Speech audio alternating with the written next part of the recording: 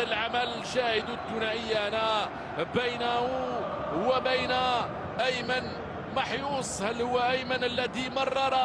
نعم، إنه صاحب الأسيست. أيمن محيوس صاحب التمريرة الحاسمة. إن لم يسجل يكون هنا من أجل التمرير. ما بكر صار تموقع مكان أيمن محيوس الذي وزع إنه الهدف الأول.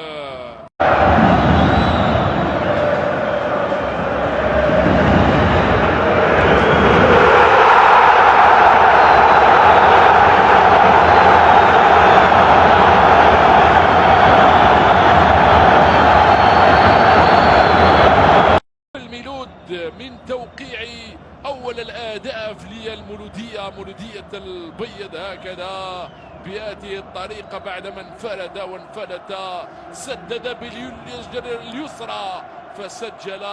كوتشينج يحسب للمدرب لاسيت. اعطينا مولود موقع هدف التقليص مرفوعة من الركنية لمصلحة الشبيبة.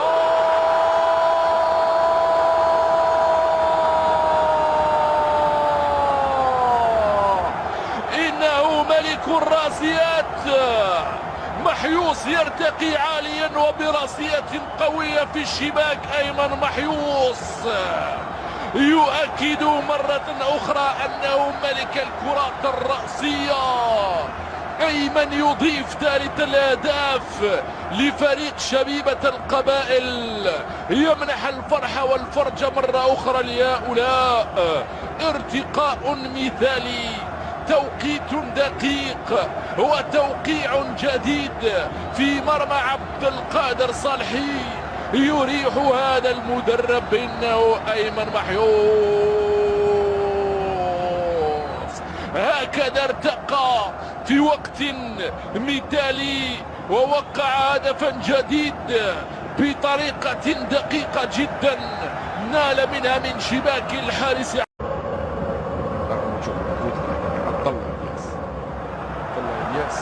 سيأخذ مكانه بعد لحظات. هاي كرة صعبانة، هاي كرة صعبانة، هاي كرة صعبة، هاي خطيرة، راس لراس وجه لوجه. إنه الرابع، إنه الرابع، إنه الرابع، إنه رابع الأهداف.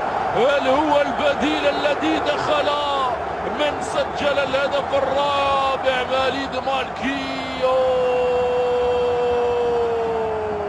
وليد مالكي بمجرد دخوله أمضى على الهدف الرابع ومنح الفرحة لهؤلاء على المدرجات.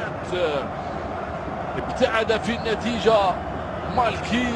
وليد والصورة معبرة تعبر عن درجة الانتماء والوفاء لألوان الشبيبة، لجيل شاهد على بطولات فريق كبير إفريقية والبسمة عادت إيزنباور الذي رسم المسار وأعاد الشبيبة وأعاد الهيبة والوقار. حتى التوزيعات مهدي مرغم هذا تمريرة حاسمة. شاهدوا كيف انفلت وانفرد، كيف انطلق وكيف أخذ كامل وقته. 4-1 أصبحت النتيجة ثقيلة على مولودية البيض، الفريق الذي لعب. هنا كيف اخدع وسجل رابع الأهداف. إنه مهاجم